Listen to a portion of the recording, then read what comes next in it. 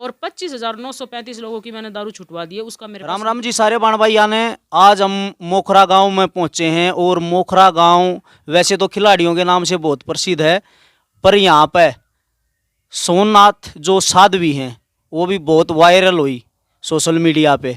तो हम साध्वी के पास आए हैं आज पूछने के लिए कि वो मोखरा गांव से गई फिर वापस मोखरा गांव में आई और किस किस चीज़ का झाड़ा लगाती हैं।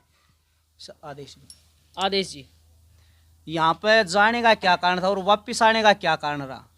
गई थी तब स्कूल की बसों की और गेहूं की धान की बुआई शुरू हो गई थी और स्कूल खुल चुके थे। तो स्कूल खुलने के बाद गांव की जो व्यवस्था थी वो खराब हो गई थी, लड़ाई का माहौल बन गया था। तो इस कारण से यहाँ से जाना पड़ा मोखरा से। मोखरा से जाने के बाद अब मैं जो वापस आई हूँ तो मोखरा के बच्चे मेरे साथ रहते हैं। उनने बोला माता जी काफ़ी दिन घूम लिए, अब अपने वापस मोखरा चलो। तो ये बच्चे ही मेरे को लेकर आए और गाँव के सहयोग से और गाँव की सलाह से और गाँव के पूरे पक्ष के साथ मैं वापस मोखरा आई हूँ। और जो अब परमानेंट दूना मोखरा गांव में ही। हाँ जी, फिलहाल अब मेरी सलाह और बाबा के आदेश भी यही है कि 2-4 साल तो यहाँ रुकूं। क्योंकि जो आपके भगत हैं, जो आपके फैन हैं, जो आपके पास आते थे वो बहुत ज़्यादा परेशान रहते थे, क्योंकि आज मोखरा गांव में है, पता चला कि भैया मोखरा गांव से चले गए, पुरधाम पे चले गए, आसोदा चले गए, तो उनको पता नहीं चल पा रहा था कि साध्वी अब कहाँ आप मोखरा गांव में आए, हम पुरधाम पे मिलेगी, पुर जाएँ कहीं आसोदा मिले। अब ऐसा तो नहीं है। नहीं, अब ऐसा नहीं है। अब मैं आपको जिला रोहतक मोखरा गांव में ही मिलूंगी, खेड़ी पान्ना बसाना रोड।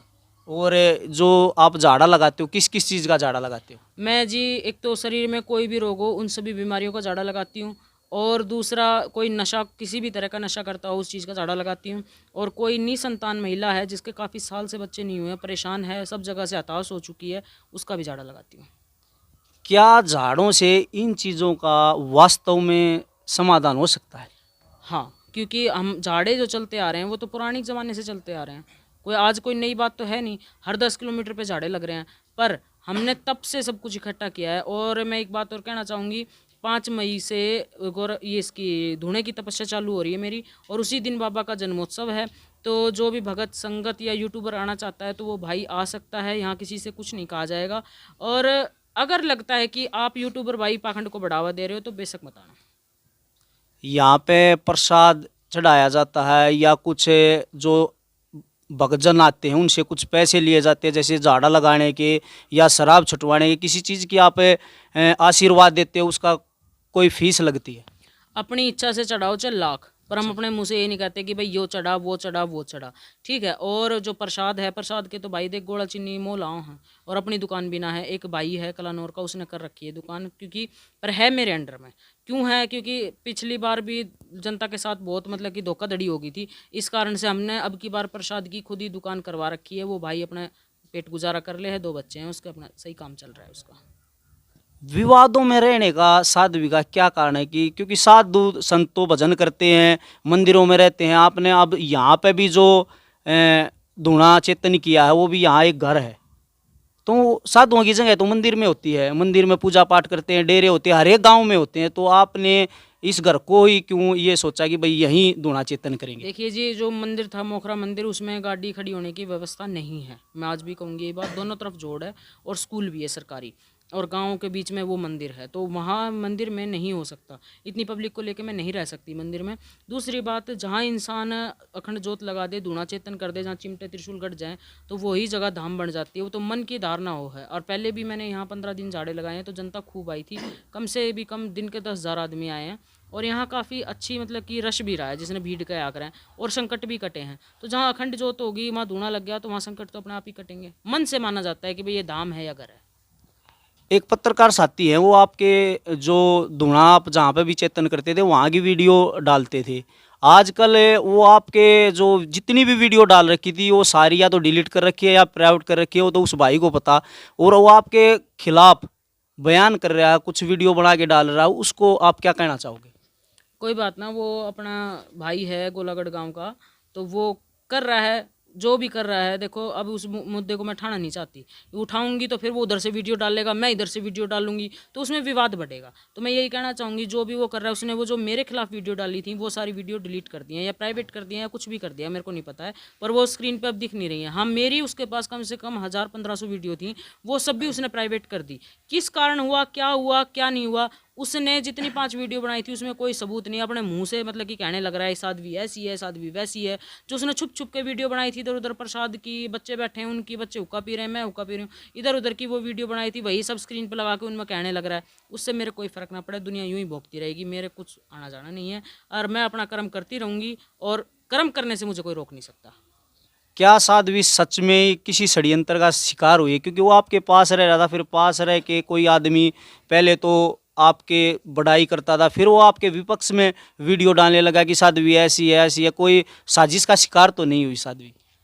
भाई साजिश का शिकार तो साध्वी ना आज होते होते बताऊं, साध्वी होगी आज 33 साल की हो जाएगी 1 अगस्त ने। तो उस दिन से ही जब से आंख खोल कर दुनियादारी देखी है ना, जब तो पीछे ही साध्वी साजिश की शिकार हो रही है। पर जो आप नाम ले रहे हो यूट्यूबर का, उसने भी एक जो मेरा धर्म का भाई बना था, भाई बहन का रिश्ता तो सबसे पवित्र होया कर, उसने भी और भी काफ़ी लोग थे, उन्होंने भी मेरे को साजिश में फंसाया। किस कारण से? क्योंकि मैं एक अकेली लेडीज़ हूँ, पर वो उनके दिमाग में एक चीज़ ना घुसी, एक नारी 100 पे भारी, तो मैं अकेली बहुत हूँ। जो भी साधु बाणा ले लेता है, चाहे कोई महिला या कोई आदमी साधु बाणा ले लेता है, उसके लिए तो दुनिया में सभी भाई बहन हैं। फिर आपने धर्म का भाई क्यों बनाया ऐसा? वो इसलिए बनाया कि जो हमारी बुआ हैं उसके गांव में भी आई हैं। अच्छा, ठीक है, तो हमारी चल ये आप ये कहोगे कि भाई बुआ फूफी मामा चाचा ताऊ, हाँ इनका बिल्कुल रिश्ता। बिल्कुल, अगला सवाल मेरा यही था, क्योंकि साधु के लिए तो सब संसार एक समान है। क्योंकि उन्होंने जो भगमा बाणा धार लिया, तो ये तो रिश्ते रिलेशन जो पारिवारिक परिवार में रहते हैं उनके लिए होते हैं। हाँ, तो क्या कहते हैं, क्या बता रही, हाँ मेरी बुआ जी उनका गांव में ब्याही हुई है, तो वो भाई मंदिर में आया करता, उसने दारू भी छोड़ दी, उसने सारे काम किए। एक तो मैं सबको भाई बोलूँ, एक मेरा खुद का भी भाई आर्मी में है वो, बिल्कुल बिल्कुल, ठीक है, तो एक वो मेरा सगा भाई हो गया। एक जो धर्म का भाई किसको, एक तो ये सारे बच्चे मेरे पास बैठे हैं, इन सबको बोलूँ भाई भाई भाई, और वो आदमी अपने घर तक लेके जाए, अपने बच्चों तक मिला के लाए, अपनी माँ, उसकी माँ मेरे को बेटी कहे, साध्वी नहीं बेटी कहे, तो एक ये इस तरीके का रिश्ता उससे बनाया था मैंने। पर उसने उस रिश्ते को भी तार तार कर दिया, झूठी वीडियो डलवा डलवा के, सबूत उसके पास भी कुछ नहीं था, बस अपने मुंह से भौंक भौंक के, और कुछ नहीं होना। अब साध्वी जो दर्शक आपको देख रहे हैं उनको क्या कहना चाहोगे लास्ट में? मैं देखो यही बात कहना चाहूँगी, अगर किसी को पाखंड लगता है, अंधविश्वास लगता है, तो बेशक मत आइए। पर आपको पाखंड और अंधविश्वास तो जब कहना चाहिए आप मेरे पास आए हो, हमने आपसे कोई 1000 2000 10,000 रुपये फीस ली हो, या आपके आने से आराम नहीं हुआ हो। हाँ मैं मानती हूँ 100 में से 95% लोगों के आराम होता है, और जिनके आराम नहीं हुआ है उनके कर्म उनके साथ चलते हैं। ना भी आराम हो किसी के, अगर मैं 100 के 100 का आराम कर दूंगी तो मैं तो जति गुरु गोरखनाथ बन जाऊंगी, फिर मेरे में गोरखनाथ बाबा में क्या फ़र्क रह जाएगा। तो भाई 5% तो अपने कर्म के भोग भी भोगने पड़े हैं। और जो आना चाहता है सच्ची श्रद्धा से विश्वास के साथ, जो आएगा नशा छुटवाने के लिए, बीमारियों का झाड़ा लगवाने के लिए, निसंतान महिला जो भी आएगी उसके आराम जरूर होगा। और 25,935 लोगों की मैंने दारू छुटवा दी है, उसका मेरे पास लिखित में रिकॉर्ड मौजूद है। साध्वी ने बड़े ही सुंदर ढंग से हमारे सवालों के जवाब दिए। हम इनका धन्यवाद करते हैं जो इन्होंने इतना समय दिया। आप लोगों के जो सवाल थे या मेरे मन में जो सवाल थे वो मैंने पूछने की कोशिश की। आपके अगर और कोई भी सवाल हो तो आप कमेंट बॉक्स में लिख के बता देना, हम फिर मिलेंगे और साध्वी जी से फिर सवाल करेंगे। धन्यवाद जी। आप आदेश जी।